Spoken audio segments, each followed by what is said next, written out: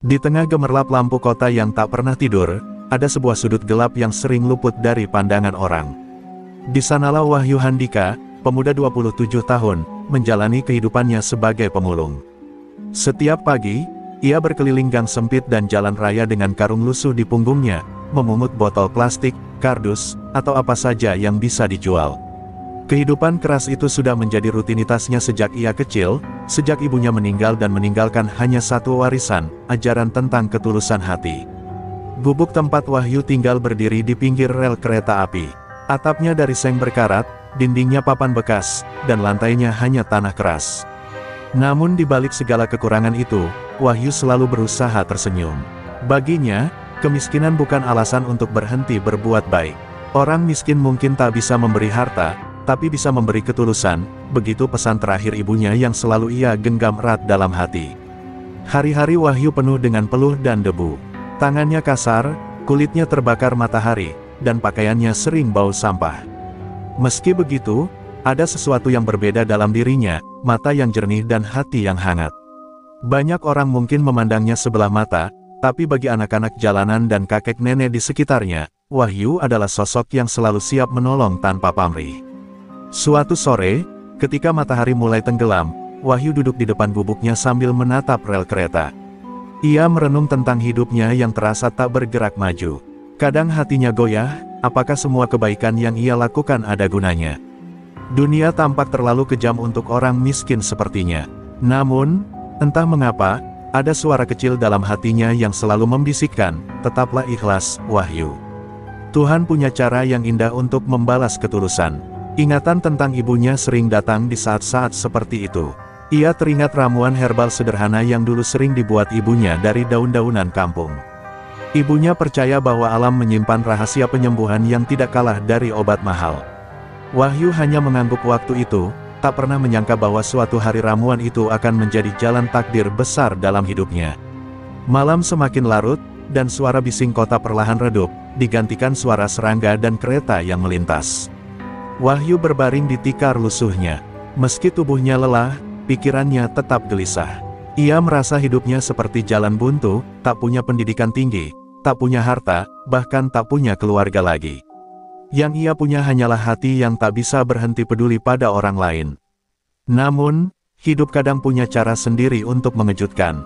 Di tengah keputusasaan itu, sebuah peristiwa besar sedang menanti Wahyu, pertemuan yang akan mengubah segalanya.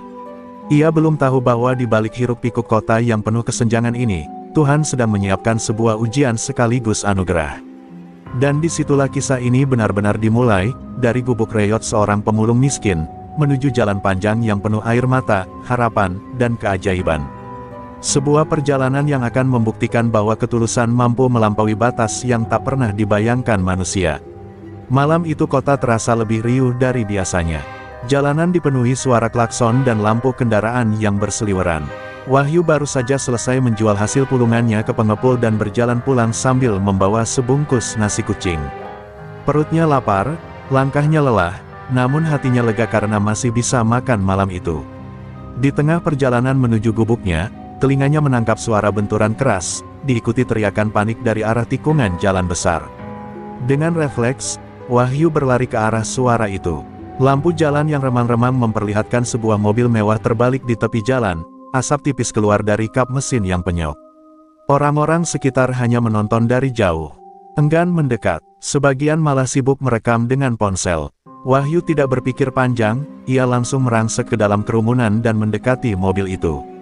Di balik kaca pecah yang berlumuran darah, ia melihat seorang wanita muda terjepit di kursi pengemudi. Wajahnya pucat, tubuhnya gemetar, dan matanya dipenuhi air mata. Wahyu berusaha membuka pintu mobil yang ringsek, namun sulit. Dengan segala tenaga yang ia punya, ia berhasil menariknya keluar melalui jendela yang hancur, meski tangannya ikut terluka oleh pecahan kaca. Wanita itu pingsan di pelukan Wahyu. Gaun mahal yang dikenakannya tercabik, kontras dengan tubuh Wahyu yang berdebu dan berbau sampah. Dalam detik itu, dunia seakan berhenti. Di pelukan seorang pemulung miskin, terbaring seorang wanita kaya yang selama ini hidup di dunia berbeda. Orang-orang di sekitar baru mulai mendekat setelah Wahyu berteriak meminta bantuan. Ambulans akhirnya datang, dan dengan sigap membawa wanita itu ke rumah sakit. Wahyu ikut berlari sampai ke pintu ambulans, tapi seorang petugas menahannya. "Kamu siapa? Keluarganya bukan? Jangan ikut," kata mereka sinis, mengira Wahyu hanya orang jalanan yang sok kepo. Dengan wajah tertunduk, Wahyu terdiam, membiarkan mobil itu melaju kencang meninggalkan dirinya di tengah keramaian malam. Ia berdiri lama di pinggir jalan, menatap lampu merah biru ambulans yang semakin menjauh. Ada sesuatu dalam dirinya yang bergetar, seolah takdir baru saja membuka pintu yang selama ini tertutup rapat. Ia tidak tahu siapa wanita itu, tidak tahu dari mana asalnya. Tapi tatapan mata penuh ketakutan sebelum pingsan tadi seakan mengikat hati Wahyu untuk tidak begitu saja melupakannya. Malam itu, saat Wahyu kembali ke gubuk reyotnya, nasi kucing yang ia bawa sudah dingin. Ia makan sambil teringat wajah pucat wanita itu. "Semoga Tuhan selamatkan dia," gumamnya lirih. Ia tak tahu bahwa doanya malam itu akan segera terjawab dengan cara yang mengejutkan. Di rumah sakit megah yang jauh dari jangkauan dompet orang miskin seperti Wahyu, dokter-dokter sudah sibuk menolong wanita itu. Vonis yang berat akhirnya keluar, ia selamat, tapi kedua kakinya divonis lumpuh seumur hidup. Sebuah kabar yang akan mengguncang hidupnya, dan secara diam-diam, juga akan menyeret Wahyu masuk ke dalam takdir yang tidak pernah ia bayangkan. Kabar tentang kecelakaan mobil mewah itu cepat menyebar. Nama wanita itu akhirnya terungkap, Aurelia Putri Santoso, pewaris tunggal keluarga pengusaha besar yang hartanya tak berseri. Kecelakaan itu membuat seluruh keluarganya terguncang. Di ruang rumah sakit yang serba modern, Aurelia terbaring lemah dengan wajah cantik yang kini dipenuhi luka lebam. Dokter-dokter terbaik sudah berusaha keras, namun vonis tetap sama, sumsum tulang belakangnya rusak parah. Ia tak akan bisa berjalan lagi seumur hidupnya. Berita itu jatuh bagai petir di siang bolong. Aurelia yang dulu selalu aktif, gemar menari dan bepergian ke berbagai negara, kini harus menerima kenyataan bahwa kedua kakinya tak lagi bisa digerakkan. Air matanya mengalir deras setiap kali ia menatap kursi roda di sudut ruangan. "Kenapa harus aku?" bisiknya berkali-kali. Semua yang dulu ia anggap biasa, berjalan, berlari, bahkan sekadar berdiri, mendadak terasa begitu berharga. Keluarganya mencoba menghibur dengan segala cara. Ayahnya berjanji akan mencari pengobatan ke luar negeri, ibunya terus menggenggam tangannya dengan doa. Namun Aurelia hanya diam. Dunia terasa runtuh, dan semangat hidupnya seakan ikut terkubur bersama vonis dokter. Di balik senyum tipis yang dipaksakan, hatinya diliputi kegelapan yang dalam. Sementara itu, jauh di gubuk reyotnya, Wahyu tak bisa melupakan wajah pucat wanita yang ia selamatkan malam itu. Ia mendengar kabar dari obrolan orang-orang jalanan bahwa korban kecelakaan itu adalah anak orang kaya. Namun, yang paling menusuk hatinya adalah kabar bahwa gadis itu kini lumpuh. Wahyu termenung lama, teringat ramuan herbal peninggalan ibunya. Meski sederhana, ramuan itu dulu pernah menyembuhkan orang sakit di kampungnya. Hati Wahyu bergejolak. Ia tahu dirinya hanyalah pemulung miskin, mustahil bisa mendekati keluarga kaya raya. Tapi setiap kali ia mengingat tatapan mata Aurelia sebelum pingsan, ada dorongan kuat dalam dirinya untuk berbuat sesuatu. "Kalau memang ramuan ibu bisa menolong, apa salahnya ku coba?" gumamnya lirih, seakan berbicara pada malam yang sunyi. Di rumah sakit, Aurelia semakin murung. Malam demi malam ia habiskan dengan menatap kosong langit-langit kamar. Hidupnya seakan tak lagi punya arti. Bahkan makanan lezat yang selalu tersedia di meja tak sanggup menggugah selera. Semua orang yang datang menjenguk hanya menambah rasa pedih di hatinya, karena tatapan mereka penuh iba dan kasihan. Ia benci dianggap lemah, tapi kenyataan membuatnya tak bisa berbuat apa-apa. Waktu berjalan lambat, meninggalkan luka yang semakin dalam. Aurelia merasa seperti terpenjara di tubuhnya sendiri. Di saat yang sama, jauh di sudut kota, Wahyu sedang menyiapkan ramuan herbal sederhana, berbekal daun-daunan yang ia kumpulkan dari pasar tradisional. Meski tak yakin, ia percaya doa ibunya akan menuntunnya. Takdir perlahan menyiapkan pertemuan kembali antara dua dunia yang berbeda, seorang pewaris kaya yang kehilangan harapan, dan seorang pemulung miskin yang hanya memiliki ketulusan hati. Dan luka yang membekas itu, kelak justru akan menjadi pintu menuju sebuah keajaiban. Pagi itu, Wahyu duduk di depan gubuknya dengan karung kosong di sisi, tapi pikirannya tidak tenang. Ia menatap segenggam daun hijau kering yang ia simpan di sebuah kaleng bekas biskuit. Daun-daun itu adalah peninggalan terakhir dari ibunya, ramuan tradisional yang konon bisa membantu memulihkan saraf dan melancarkan peredaran darah. Ibunya dulu sering meracik ramuan itu untuk warga kampung yang sakit, dan hasilnya tak jarang menakjubkan. Wahyu menggenggam daun itu erat, seakan memegang harapan yang tipis namun nyata. Malam sebelumnya, ia bermimpi tentang ibunya. Dalam mimpinya, ibunya tersenyum sambil berkata, "Nak, apa yang kuberi bukan hanya ramuan, tapi juga doa. Jangan takut, ketulusanmu akan membawa jalan." Wahyu terbangun dengan peluh dingin, hatinya berdebar. Sejak saat itu, keyakinannya semakin kuat bahwa ramuan inilah jawaban bagi Aurelia. Namun, keraguan menghantam. Bagaimana caranya seorang pemulung lusuh seperti dirinya bisa mendekati keluarga kaya raya itu?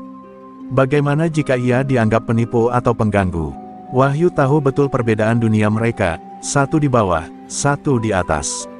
Tapi ia juga tahu bahwa tak ada yang mustahil bila niatnya tulus.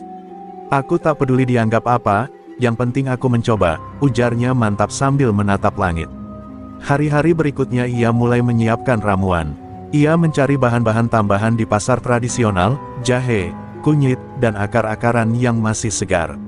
Semua ia rebus di atas tungku kecil di gubuknya.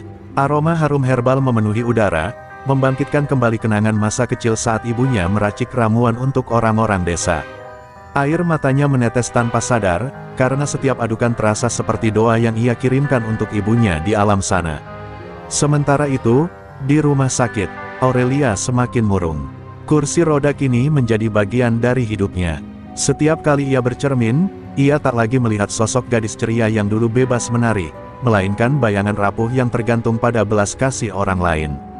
Malam-malamnya dipenuhi tangisan yang ia sembunyikan dari perawat dan keluarganya. "Lebih baik aku tak usah hidup," lirihnya pada dirinya sendiri, tak menyadari bahwa takdir sedang menyiapkan kejutan. Wahyu akhirnya memberanikan diri mendatangi rumah sakit. Dengan pakaian lusuh, karung masih di punggung, ia menenteng botol kaca berisi ramuan herbal itu. Saat sampai di depan gerbang, satpam langsung menatapnya penuh curiga. "Mau apa kamu? Ini rumah sakit, bukan tempat sampah," bentak satpam. Wahyu tersentak, wajahnya merah menahan malu, tapi hatinya bulat. Ia menjelaskan dengan terbata bahwa ia ingin menemui Aurelia, korban kecelakaan yang beberapa hari lalu ia tolong. Satpam tertawa sinis, menertawakannya seolah ia hanya bermimpi bisa masuk ke ruangan VIP. "Hei, pemulung, jangan bikin masalah. Mana mungkin Nona Aurelia ditemui orang kaya kamu," ucap satpam sambil mendorongnya pergi. Ramuan di tangannya hampir terjatuh, namun Wahyu menggenggamnya erat, menolak menyerah. Di balik kaca jendela lantai atas rumah sakit, Aurelia kebetulan melihat keributan kecil itu. Matanya menajam, mengenali wajah lusuh yang sempat menolongnya malam itu. Hatinya bergetar aneh, ada rasa penasaran, ada pula rasa hangat. Ia belum tahu, ramuan sederhana di tangan pemulung miskin itu kelak akan menjadi awal dari sebuah perjalanan yang melampaui batas logika manusia. Aurelia yang masih lemah di kursi rodanya meminta perawat memanggil pemuda lusuh yang baru saja diusir satpam. Namun begitu kabar itu sampai ke telinga keluarganya, suasana langsung memanas. Ayah Aurelia, seorang pengusaha keras kepala, menolak mentah-mentah. Tidak mungkin, anak orang kaya raya seperti Aurelia ditolong oleh seorang pemulung. Itu hanya cerita mengada-ada, bentaknya lantang. Ramuan herbal yang dibawa Wahyu dianggap kotor, berbahaya, bahkan menistakan perawatan medis modern. Wahyu berdiri di depan ruang VIP dengan kepala tertunduk. Di tangannya, botol berisi ramuan herbal bergetar, bukan karena lelah, tapi karena ketakutan akan ditolak. Ia mencoba menjelaskan, suaranya serak, "Saya hanya ingin membantu, ramuan ini peninggalan ibu saya. Tidak ada niat buruk." Namun ucapan itu disambut tawa sinis keluarga Aurelia. Baginya, kata-kata Wahyu tak lebih dari omong kosong pemulung yang berkhayal bisa menyentuh dunia orang kaya. Aurelia yang mendengar percakapan itu dari balik pintu, merasakan perasaan campur aduk. Ia masih ingat wajah Wahyu saat menyelamatkannya dari puing mobil. Ada ketulusan yang sulit ia lupakan. Namun, rasa putus asa karena kelumpuhannya membuat ia menolak harapan baru yang dianggap mustahil. "Pergi saja, aku tidak ingin berharap lagi," katanya lirih, suaranya pecah oleh tangisan yang ia tahan. Wahyu terdiam lama, kata-kata itu menghantam dadanya lebih keras dari apapun. Ia merasa seolah seluruh keberaniannya sia-sia. Tapi matanya tetap memandang Aurelia dengan penuh belas kasih, walau dari celah pintu yang perlahan tertutup. Dalam hati ia berbisik, "Aku takkan menyerah, Nona. Karena aku tahu, masih ada jalan yang Tuhan siapkan untukmu." Satpam kemudian benar-benar mengusir Wahyu keluar dari rumah sakit. Orang-orang yang melihat hanya menggeleng, sebagian mencibir, sebagian iba. Wahyu berjalan pulang dengan langkah berat, namun botol ramuan itu tetap ia genggam erat, seakan itu satu-satunya harapan yang masih tersisa. Dalam pikirannya, wajah Aurelia terus terbayang, terutama tatapan matanya yang penuh luka. Di kamar VIP, Aurelia akhirnya pecah dalam tangis. Ia merasa bersalah sekaligus marah pada dirinya sendiri. Ada sesuatu yang membuatnya ingin percaya pada Wahyu, tapi rasa takut ditipu dan rasa putus asa yang menumpuk membuatnya memilih menolak. "Apa gunanya mencoba? Aku sudah hancur, aku sudah lumpuh," ucapnya dengan suara serak. Malam itu, Wahyu kembali ke gubuk reyotnya. Ia duduk di tikar lusuh, menatap botol ramuan dengan mata sembab. Perasaan sakit hati bercampur dengan doa yang tak pernah berhenti ia panjatkan. "Ibu, apakah benar ramuan ini bisa menolong? Haruskah aku berhenti mencoba?" tanyanya pada kesunyian. Namun hatinya sendiri menjawab, tidak. Takdir rupanya belum selesai memainkan perannya. Penolakan itu hanyalah awal dari ujian yang lebih besar. Sebab, di balik luka Aurelia dan ketulusan Wahyu, sebuah perjalanan panjang penuh air mata dan keajaiban baru saja dimulai. Hari-hari setelah penolakan itu berjalan muram bagi Aurelia. Ia semakin terkurung dalam kesedihan, menolak bertemu siapapun kecuali perawat. Kursi roda yang selalu menemaninya seakan menjadi simbol belenggu yang tidak bisa ia lepaskan. Namun di balik rasa putus asanya, ia sering teringat pada wajah Wahyu yang penuh ketulusan malam itu. Ada sesuatu dalam tatapan mata pemulung miskin itu yang berbeda dari semua orang di sekelilingnya, bukan kasihan, bukan iba, melainkan harapan. Wahyu sendiri tak berhenti memperhatikan Aurelia dari kejauhan. Setiap hari ia berdiri di depan gerbang rumah sakit, membawa setangkai bunga liar atau sekadar botol air mineral untuk para penjaga, berharap bisa mengintip kabar Aurelia. Satpam sering mengusirnya, tapi ia selalu kembali keesokan harinya. "Aku hanya ingin tahu apakah dia baik-baik saja," ucapnya tulus. Kegigihannya mulai membuat beberapa perawat simpati, meski keluarga Aurelia tetap menolak keras kehadirannya. Suatu sore, saat hujan turun deras, Aurelia kebetulan melihat dari jendela kamarnya. Di bawah guyuran hujan, Wahyu berdiri tanpa payung, menatap ke arah gedung rumah sakit sambil menggenggam botol ramuan di dadanya. Tubuhnya kuyup, tapi ia tidak beranjak pergi. Pemandangan itu menusuk hati Aurelia. Untuk pertama kalinya sejak kecelakaan, ia merasa ada seseorang yang benar-benar peduli tanpa pamrih.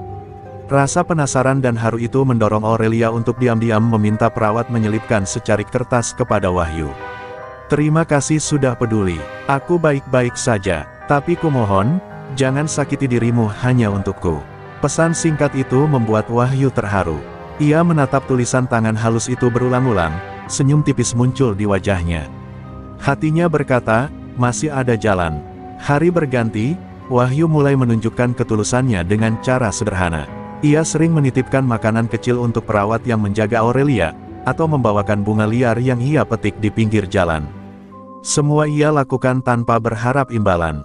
Aurelia yang awalnya menolak, mulai membuka hati sedikit demi sedikit.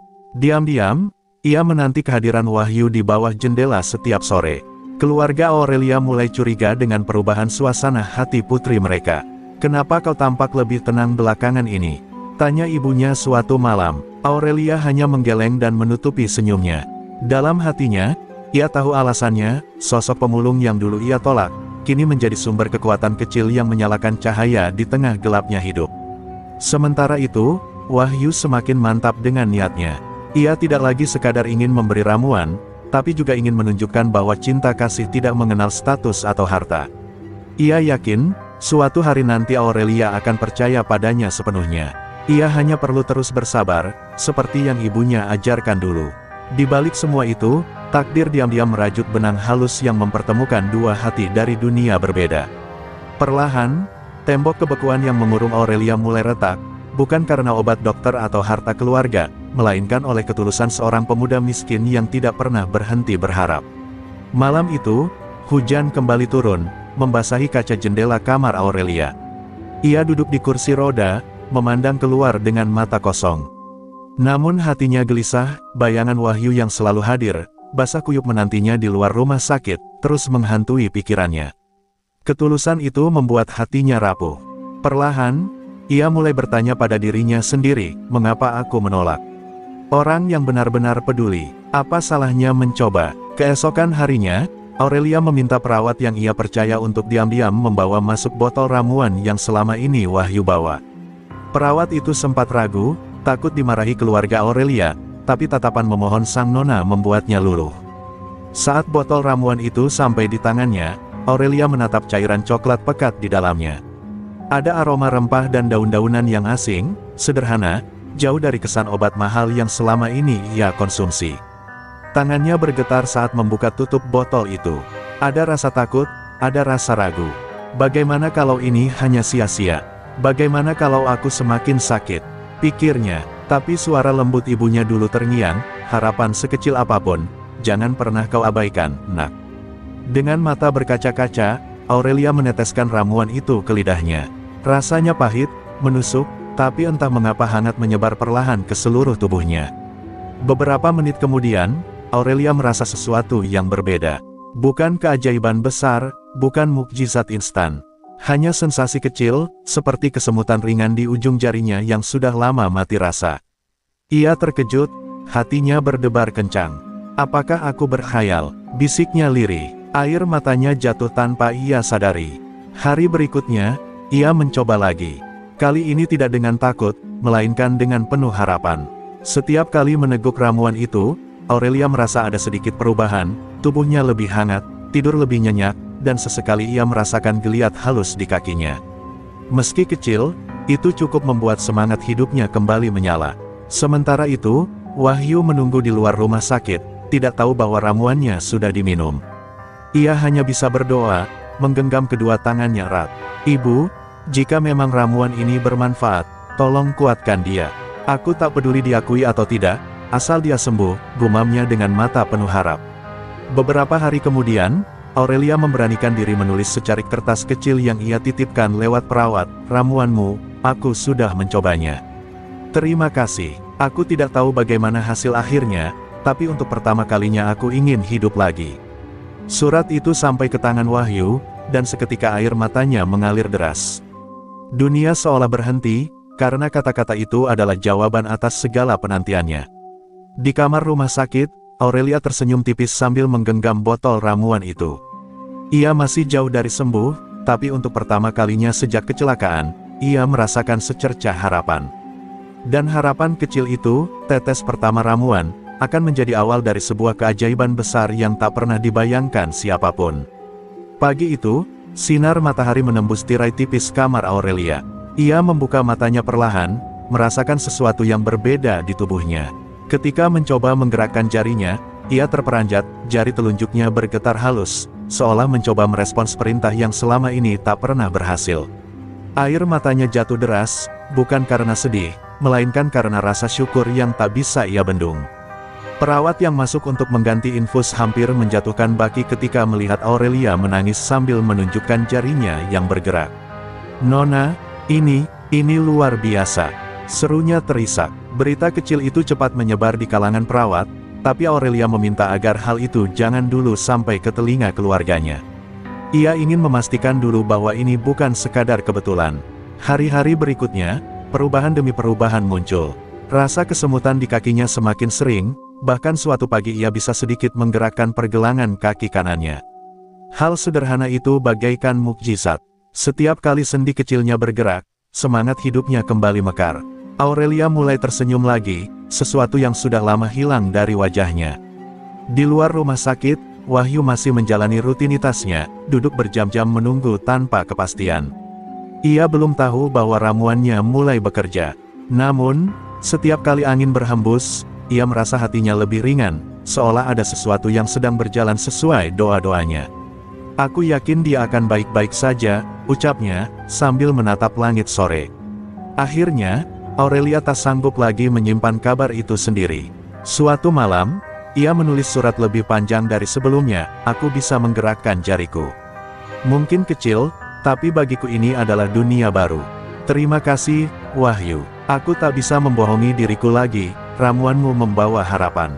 Surat itu sampai ke tangan Wahyu lewat perawat, dan ia hampir roboh karena terlalu bahagia membacanya.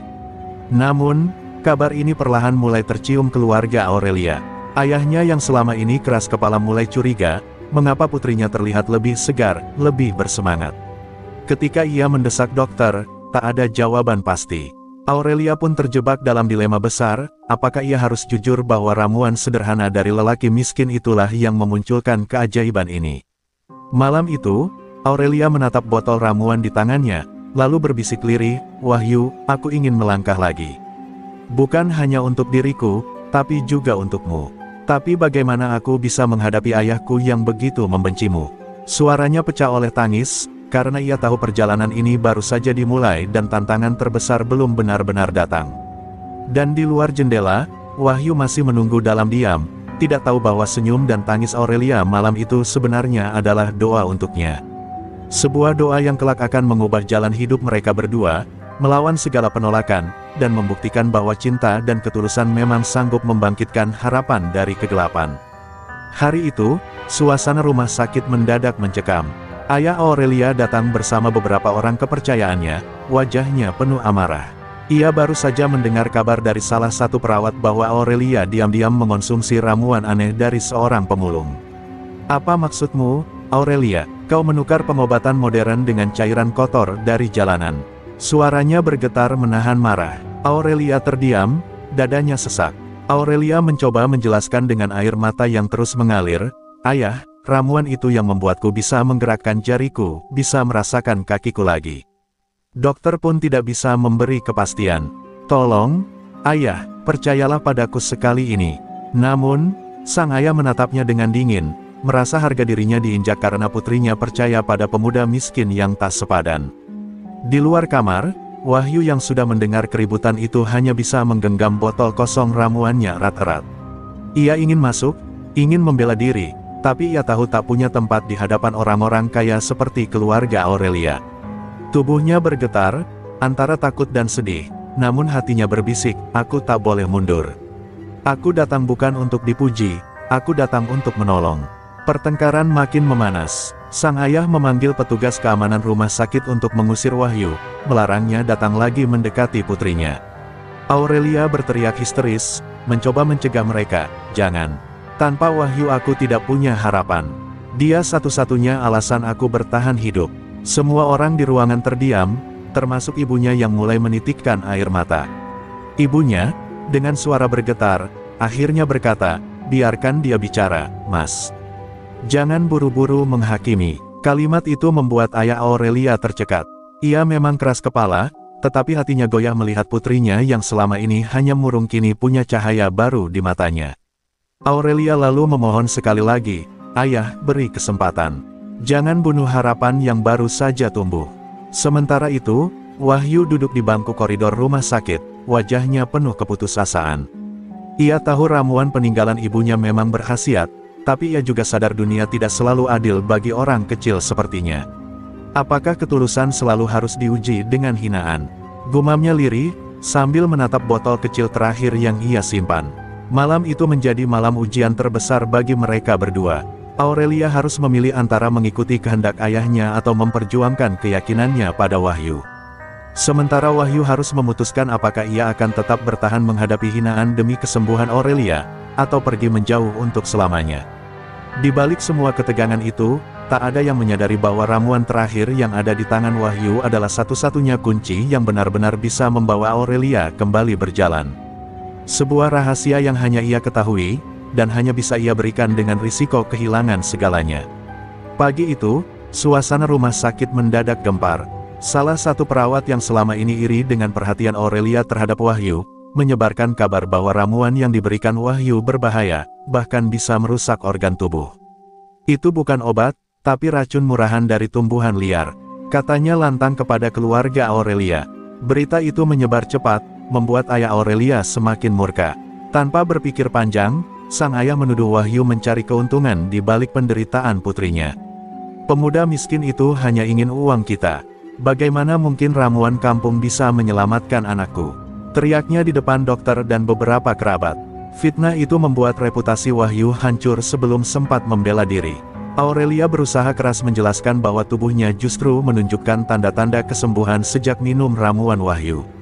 Namun, suara tangisnya tenggelam oleh keributan orang-orang yang lebih mempercayai fitnah dibanding kenyataan. "Kau terlalu lugu, Aurelia. Orang miskin selalu mencari celah untuk mengambil keuntungan dari orang seperti kita," ayahnya menambahkan, seolah menutup pintu kepercayaan. Wahyu hanya bisa menunduk ketika dua petugas keamanan rumah sakit mendatanginya. Mereka menyeretnya keluar tanpa belas kasihan, sementara Aurelia berteriak histeris memanggil namanya. "Wahyu, jangan pergi, aku percaya padamu." Suara itu membuat dada Wahyu seperti diremuk, namun ia tidak berdaya melawan. Botol ramuan terakhir di tangannya terjatuh dan pecah di lantai, isinya mengalir sia-sia. Malam itu, Wahyu duduk sendirian di gubuk reot tempat tinggalnya. Matanya kosong menatap lantai, tangannya bergetar memegang kain lusuh peninggalan ibunya. "Bu, aku hanya ingin menolong, tapi kenapa semua orang justru membenciku?" Lirihnya dengan suara serak. Air matanya menetes, membasahi kain yang dulu dipakai ibunya saat meracik ramuan penuh kasih sayang.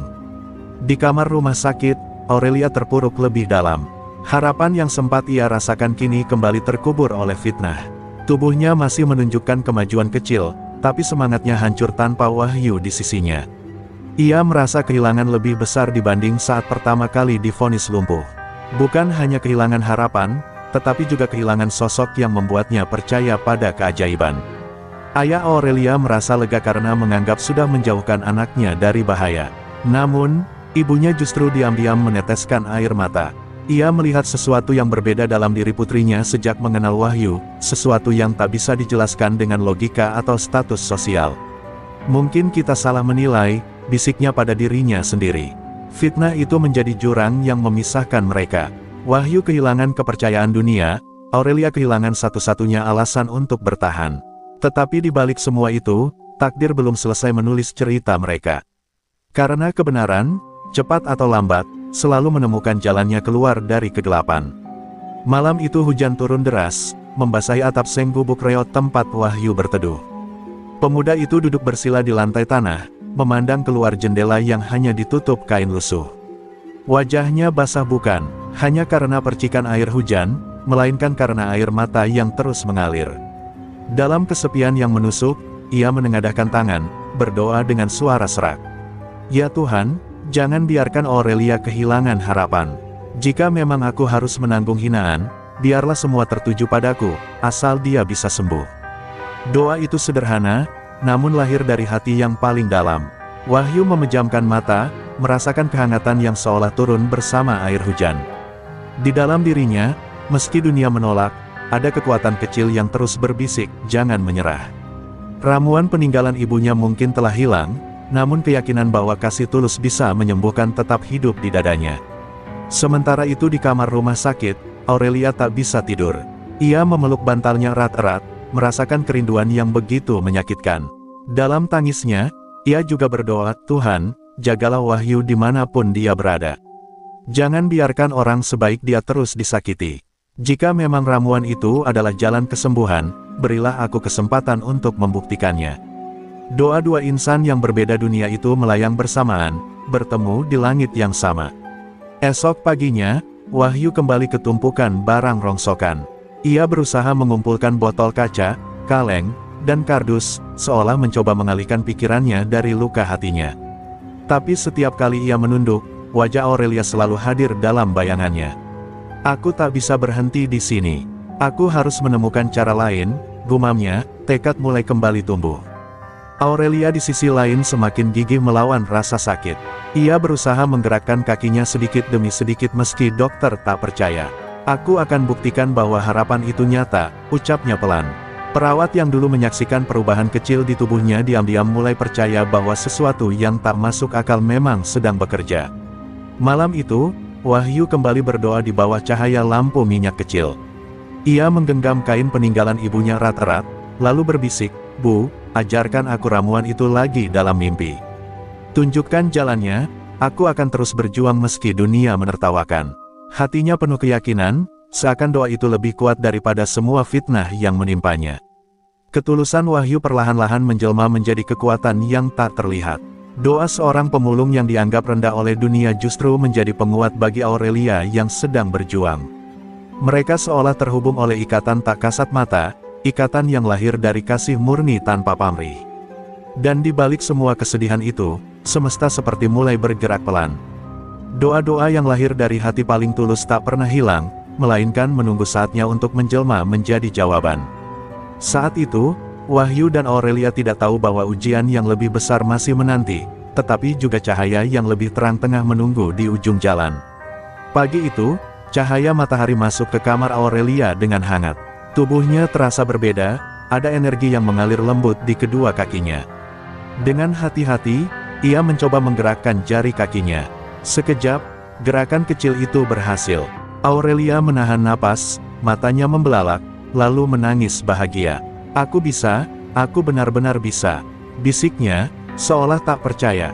Perawat yang masuk hampir menjatuhkan baki di tangannya. Ia berlari keluar memanggil dokter. Seketika ruangan dipenuhi orang, termasuk kedua orang tuanya. Sang ayah terperanjat melihat kaki putrinya yang dulu kaku kini benar-benar bisa bergerak. Ini mustahil," katanya dengan suara gemetar. Aurelia hanya tersenyum di tengah air mata. "Tidak ada yang mustahil, ayah." Dokter mencoba menjelaskan dengan logika medis, bahwa mungkin terjadi reaksi saraf spontan. Namun, Aurelia menatap mereka dengan keyakinan penuh. "Ini bukan kebetulan, ini berkat ramuan yang Wahyu berikan, berkat ketulusannya. Jangan lagi kalian menutup mata pada kebenaran." Kata-katanya membuat seluruh ruangan terdiam. Sementara itu, Wahyu yang sedang memilah rongsokan di pasar tiba-tiba merasakan sesuatu di dadanya. Hatinya berdebar tanpa sebab, seperti ada kabar gembira yang mendekat. Ia berhenti bekerja, menatap langit, lalu berbisik, "Apakah ini jawabannya, Bu? Apakah Aurelia benar-benar sembuh?" Senyum kecil muncul di wajahnya meski ia masih diselimuti kesedihan karena diusir. Di rumah sakit, Aurelia memohon pada ayahnya agar Wahyu dipanggil kembali. "Aku tidak bisa melewati ini tanpanya. Dia harus tahu apa yang terjadi padaku," ucapnya dengan suara bergetar. Sang ayah masih terdiam, antara gengsi dan kenyataan yang mulai tak bisa ia bantah. Ibunya, dengan lembut, menggenggam tangan suaminya. "Kebenaran sudah di depan mata. Mau sampai kapan kita menutupinya?" Beberapa kerabat mulai membicarakan keajaiban ini. Ada yang percaya, ada pula yang masih ragu. Namun, Aurelia tak peduli. Yang terpenting baginya adalah membuktikan pada dunia bahwa ketulusan seorang pemulung telah membawa cahaya dalam kegelapan hidupnya. Ia berjanji dalam hati, "Aku akan memperjuangkan Wahyu, apapun risikonya." Hari itu menjadi titik balik. Aurelia bukan hanya merasakan perubahan fisik, tetapi juga kekuatan batin yang luar biasa. Ia ingin bangkit, bukan hanya untuk dirinya, melainkan juga untuk membela sosok yang telah mengorbankan segalanya tanpa pamrih. Keajaiban nyata itu bukan sekadar gerakan kaki, tetapi juga gerakan hati, yang membuka jalan menuju pertemuan kembali antara dua dunia yang sebelumnya terpisah oleh jurang status dan fitnah. Sebuah awal baru yang penuh harapan, meski bayangan ujian berikutnya sudah menunggu. Hari itu rumah sakit kembali dipenuhi bisikan dan kabar yang beredar cepat. Aurelia, dengan tekad yang bulat, meminta perawat dan dokter berkumpul di kamarnya bersama kedua orang tuanya. Meski tubuhnya masih lemah, matanya memancarkan cahaya keberanian. "Aku tidak bisa diam lagi. Semua orang harus tahu siapa yang sebenarnya menolongku," ucapnya lantang. Dengan suara bergetar, Aurelia menceritakan bagaimana Wahyu datang pertama kali, bagaimana ia memberikan ramuan herbal peninggalan ibunya, dan bagaimana keajaiban itu perlahan-lahan membuat tubuhnya merespons. Ia tak menutupi satu pun detail, bahkan saat ia bersembunyi dari ayahnya untuk meminum ramuan itu. "Jika hari ini aku bisa menggerakkan kakiku, itu karena ketulusan seorang pemulung bernama Wahyu Handika," katanya, membuat semua orang terdiam. Dokter yang mendengar itu tidak bisa menyangkal fakta perubahan tubuh Aurelia. Secara medis, ini jarang sekali terjadi. Namun, tidak bisa kita pungkiri, ada sesuatu yang bekerja di luar penjelasan sains. Kalimat itu membuat wajah ayah Aurelia menegang. Gengsinya runtuh sedikit demi sedikit, sementara ibunya menitikkan air mata haru. Saat itu juga, perawat yang dulu menyebarkan fitnah mencoba mengelak. Namun, salah satu perawat lain memberanikan diri bersuara, Pak, sebenarnya Nona Aurelia memang mengalami kemajuan sejak meminum ramuan itu. Saya yang pertama kali melihat jarinya bergerak. Kami semua tahu, hanya saja, ada yang menutupinya dengan kebohongan. Semua mata menoleh tajam, dan wajah perawat yang iri itu pucat seketika. Ayah Aurelia terdiam, rahangnya mengeras. Ia merasa dipermalukan oleh kebenaran yang akhirnya terkuak. Aurelia menatap ayahnya dengan mata berkaca-kaca. Ayah, yang kau anggap hina itu justru lebih mulia daripada siapapun di ruangan ini. Jika bukan karena Wahyu, mungkin aku sudah kehilangan seluruh harapanku. Kalimat itu membuat sang ayah tak sanggup berkata-kata lagi. Di sisi lain, Wahyu yang masih bekerja di tumpukan rongsokan belum mengetahui apapun. Ia hanya tahu dirinya sudah dianggap pengkhianat dan pembawa malapetaka. Namun, semesta tampaknya sedang bersiap mempertemukan kembali kebenaran dengannya. Sebab, kabar tentang kesembuhan Aurelia perlahan menyebar keluar rumah sakit, dan nama Wahyu mulai disebut-sebut sebagai sosok di balik keajaiban itu. Ibu Aurelia akhirnya memutuskan untuk menjemput Wahyu sendiri. Anak itu tidak boleh dibiarkan menderita dalam fitnah, ucapnya pada suaminya yang masih terdiam penuh rasa bersalah. Keputusan sang ibu menyalakan kembali harapan yang sempat padam. Kebenaran itu akhirnya pecah, mengalir deras seperti air bah yang tak bisa ditahan. Fitnah hancur, gengsi runtuh, dan nama Wahyu kembali bersinar, bukan sebagai pemulung biasa, melainkan sebagai pembawa keajaiban yang tulus. Namun, perjalanan mereka belum selesai. Sebab, kebenaran seringkali diikuti oleh ujian yang lebih besar dari sebelumnya. Langkah Wahyu terhenti di depan pintu rumah sakit. Ia masih tak percaya ketika seorang wanita anggun, Ibu Aurelia sendiri, menjemputnya dari gubuk reot dengan mobil mewah. Nak Wahyu, sekarang saatnya kau tahu kebenarannya. Aurelia menunggumu, ucapnya lembut. Wahyu hanya menunduk, hatinya bergetar antara bahagia dan takut. Ia masih merasa dirinya bukan siapa-siapa. Ketika pintu kamar Aurelia terbuka, keheningan langsung menyelimuti ruangan. Aurelia duduk di kursi roda, matanya berbinar penuh rindu. Saat melihat sosok yang ia nanti-nantikan, air matanya langsung jatuh. Wahyu, suaranya bergetar, begitu syarat dengan emosi. Wahyu terpaku di ambang pintu, dadanya sesak. Ia ingin melangkah, namun kakinya terasa berat karena perasaan tidak pantas. Aurelia tak kuasa lagi menahan diri. Dengan tangan yang masih lemah, ia mengulurkan jemari ke arahnya. Jangan hanya berdiri, datanglah. Aku ingin kau di sini. Ucapan itu menembus benteng rendah diri Wahyu. Perlahan ia berjalan mendekat, lalu berlutut di samping kursi roda Aurelia. Saat itu juga, keduanya saling menggenggam tangan erat, seakan seluruh luka dan fitnah sebelumnya luruh begitu saja. Suasana kamar berubah haru. Perawat yang dulu meragukan Wahyu kini menunduk malu, sementara Ibunda Aurelia tersenyum lega. Bahkan sang ayah, meski masih kaku, tak sanggup menahan rasa bersalahnya. Wajahnya menegang, lalu pelan-pelan melembut saat melihat putrinya menangis bahagia di hadapan pemuda miskin itu. Wahyu, semua orang sudah tahu sekarang. Aku tidak ingin sembunyi lagi.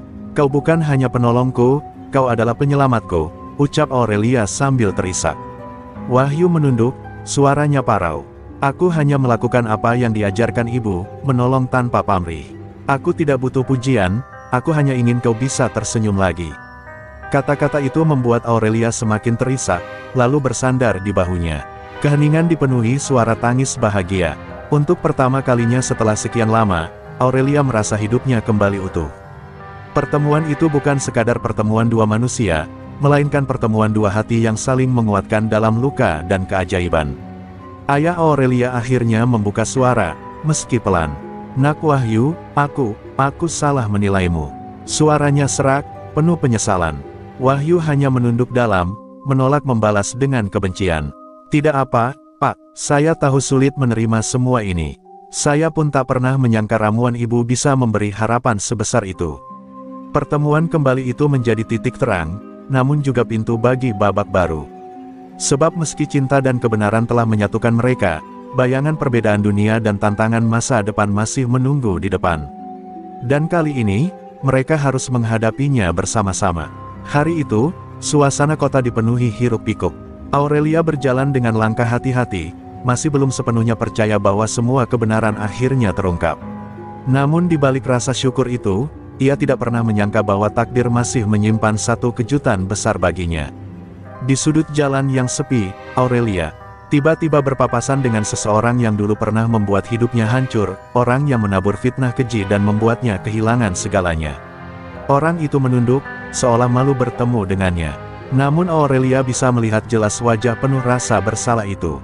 Tak ada lagi kesombongan atau keangkuhan, hanya sorot mata yang ketakutan. Aurelia berhenti, hatinya bergetar hebat. Bagian dirinya ingin marah, ingin menuntut balas, tapi bagian lain berkata bahwa ini adalah momen ujian sebenarnya. Apakah ia mampu melepaskan dendam, atau justru terjerumus dalam kebencian? Kenapa kamu lakukan semua itu? Suara Aurelia lirih, nyaris tercekat. Orang itu terdiam, lalu air mata mulai jatuh membasahi pipinya. Ia berlutut, memohon ampun dengan suara bergetar. Aku salah, aku iri padamu, aku takut kehilangan segalanya, jadi aku memilih jalan yang menghancurkanmu. Tapi aku tidak pernah tenang, setiap malam aku dihantui rasa bersalah. Orang-orang yang kebetulan lewat berhenti, memperhatikan kejadian itu. Mereka mengenal Aurelia sebagai sosok yang telah melalui banyak penderitaan, tapi tetap tegar dan penuh kasih. Kini mereka menunggu, apakah Aurelia akan memberikan pengampunan, atau membalas dengan kemarahan yang selama ini tertahan. Aurelia menutup matanya, menahan perasaan yang bergolak di dadanya. Ingatan masa lalu berkelebat, dari fitnah, kehancuran, hingga malam-malam penuh air mata. Tapi di saat bersamaan, ia juga mengingat doa-doanya, kekuatan yang membuatnya bertahan, dan semua orang baik yang menolongnya. Dengan napas panjang, Aurelia akhirnya berkata pelan, "Aku sudah memaafkanmu, tapi ingat, hidup tidak akan pernah memberi kita kedamaian bila kita terus menanam kebencian." Air mata makin deras mengalir di wajah orang itu. Ia tak percaya mendapat balasan tak terduga berupa pengampunan, bukan hukuman. Orang-orang yang menyaksikan ikut terharu, beberapa bahkan menitikkan air mata. Keheningan itu pecah oleh bisikan penuh kagum, hati Aurelia begitu besar, dia benar-benar luar biasa. Namun, takdir belum berhenti di situ. Di balik kerumunan, Aurelia melihat sosok yang selama ini tak ia sangka masih peduli, seorang pria yang diam-diam pernah membantunya dalam kesulitan, hadir kembali dengan senyum hangat. Kehadiran itu membuat Aurelia semakin yakin, bahwa ketika seseorang berani melepaskan dendam, maka hidup akan menghadiahkan balasan yang tak terduga, berupa cinta, kedamaian, dan harapan baru. Hari itu, Aurelia belajar satu hal penting, kadang balasan terbesar bukanlah melihat orang yang menyakitimu menderita, melainkan mampu berdiri tegak, tersenyum, dan menunjukkan bahwa hatimu jauh lebih kuat dari segala kebencian. Terima kasih telah menonton dan menemani perjalanan kisah kami di channel Pelayan Surga. Setiap like, komentar, dan dukungan dari kalian adalah cahaya yang menyemangati kami untuk terus berkarya. Semoga kebaikan, keberanian, dan kebijaksanaan selalu menyertai langkah kalian setiap hari. Jangan lupa terus dukung channel Pelayan Surga dengan like, komentar, dan subscribe, agar kita bisa terus menghadirkan cerita inspiratif, penuh aksi, dan pelajaran hidup yang berharga. Semoga setiap kisah yang kami bagikan membawa manfaat, motivasi, dan kebahagiaan bagi kalian semua. Doa terbaik kami untuk kalian, semoga Allah Subhanahu wa Ta'ala senantiasa melindungi, memberkahi, dan menuntun setiap langkah kalian menuju kebahagiaan, keselamatan, dan kesuksesan. Tetaplah berani, tetaplah beriman, dan terus sebarkan kebaikan dimanapun kalian berada.